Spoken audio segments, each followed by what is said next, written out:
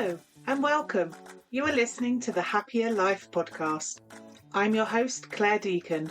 After deciding survival wasn't enough, I set out on a path to live my best life. I wanted to thrive. Now I'm on a mission to support others. Think you're not good enough, confident enough, brave enough? I'm here to tell you you are, and you can achieve anything.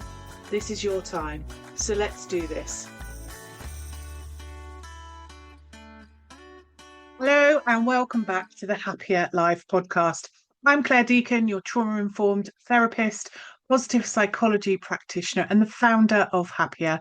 And today we are diving into something I hear almost daily from women who are tired, wired, overwhelmed and frustrated by one question. Why can't I just relax? You cancel plans, you set boundaries, you block out a whole Sunday to rest, but when the moment comes to slow down, your brain is still racing, your chest is tight, and you cannot sit still. You find yourself scrolling or tidying or making lists because the idea of doing nothing feels deeply unsafe. I want to tell you right now that you're not broken, you're not lazy, and you are not bad at self-care. It's your nervous system has just not learnt yet that stillness is safe. That is not your fault, but it's something we can change gently.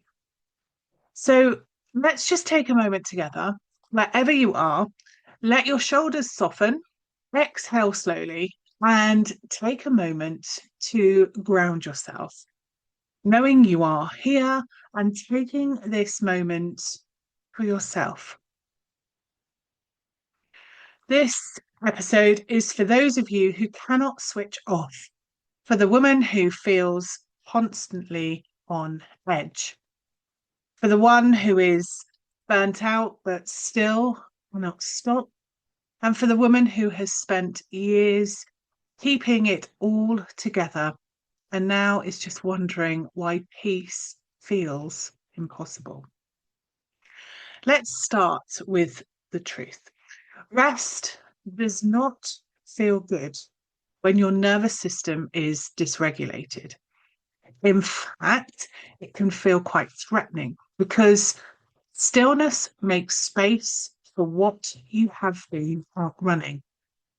Thoughts, memories, emotions, and sensations that do not feel manageable. From a nervous system perspective, we call this a survival response. You are either stuck in hyperarousal, that is fight or flight, where you feel anxious, agitated, and overwhelmed, or in hypoarousal, that is freeze or shutdown, where you feel flat, disconnected, and numb. Both are protective states, not personal failings. Can you recognize which one feels more familiar for you? Is your system revving or is it withdrawing? Just notice. You don't need to solve it in this moment. Hyperarousal says, I have to stay alert. I have to control everything or something bad will happen. Hyperarousal says, it's all too much. I cannot do this. I will just shut it all down. If you grew up in an environment where chaos or unpredictability was the norm, your nervous system may have learnt that calm equals danger. You were always waiting for the next explosion, the next shift in mood, the next crisis. So now, when things are finally quiet, your body is looking for a threat because that is what it is wired to do. That wiring does not undo itself just because your life is technically safe now. Safety has to be felt, not just known. This is why just relax is such an unhelpful phrase for people who have lived in survival mode. It bypasses the body, it shames the response, and it misses the point. Your body is not being dramatic, it is being protective. It is saying, we have been here before and it wasn't safe. Until you show me differently, I'm not letting go. So, how do we start to shift this? How can we make that change? Well, first, we stop fighting the response. We start by saying, of course, my body feels alert. Of course, rest feels unfamiliar. Of course, I'm struggling. This is what happens when we have lived in overdrive and have never been taught how to come down from it gently. Then we bring in the language the nervous system understands. That language is not logic. It is not mindset work. It is not pushing through.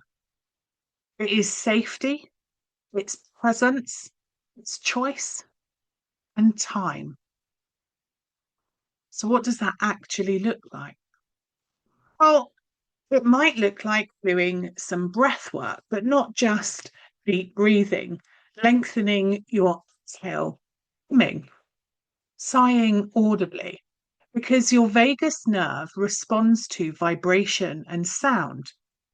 It might look like movement, rocking, swaying, tapping, or shaking, because your body stores stress and it needs an outlet to release it. It might look like grounding, pressing your feet into the floor, holding something cold or textured, reminding your system where and when you are. And it might look like orientating yourself, slowly looking around your space, naming what you see, you hear, and you feel, and helping your brain to realize there is no threat here. For me, one of the most powerful shifts came when I stopped trying to relax and started trying to regulate. When I stopped demanding my body feel calm and started asking, what would support me to feel just a little more present in this moment? Sometimes that looks like placing one hand on my heart and one on my belly and saying, I am here, I am safe, and we are okay. Sometimes it meant making a cup of tea and holding it in both hands, breathing in the warmth. Not because tea fixes anything, but because the ritual of it tells the body I am safe enough to pause. You do not go from chaos to calm in one leap, but you can build a bridge between the two. One breath, one choice, one nervous system moment at a time. If you have been stuck in this state for a long time, I want to say this gently. Your system might resist at first.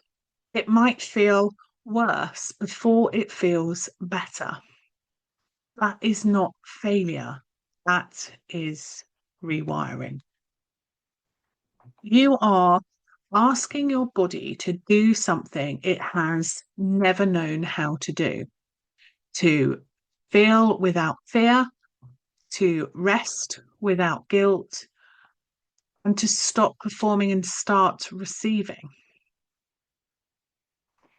So, here is a simple reflection to try this week.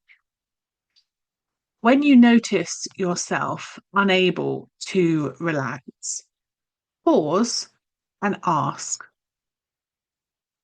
what state am I in right now? Am I in fight, flight, freeze, or shutdown? What would support me to shift just slightly towards presence? Maybe that is breath. Maybe that is grounding. Maybe it is asking someone to sit with you. Maybe it's closing your eyes for 1 minute instead of 10. That small shift matters and it compounds. If you're listening and thinking, this is me, this is why I am exhausted, this is why rest does not work, this is why I feel broken. You are not broken, you are protective, and there is nothing shameful about that. But you deserve more than survival. If you're ready to gently move towards that, if you want support that actually understands the nervous system and meets you where you are, not where you should be, send me a message. You can contact me through social media, on my website, through email. I will help you signpost you to the right support that you need, whether that's coaching, resources, or just someone to say, I see you and I get it. You are not behind. You are learning how to be in your body safely, possibly for the first time. And that is brave work. I will see you next week where we will explore overthinking and overfeeling and how to find calm in chaos.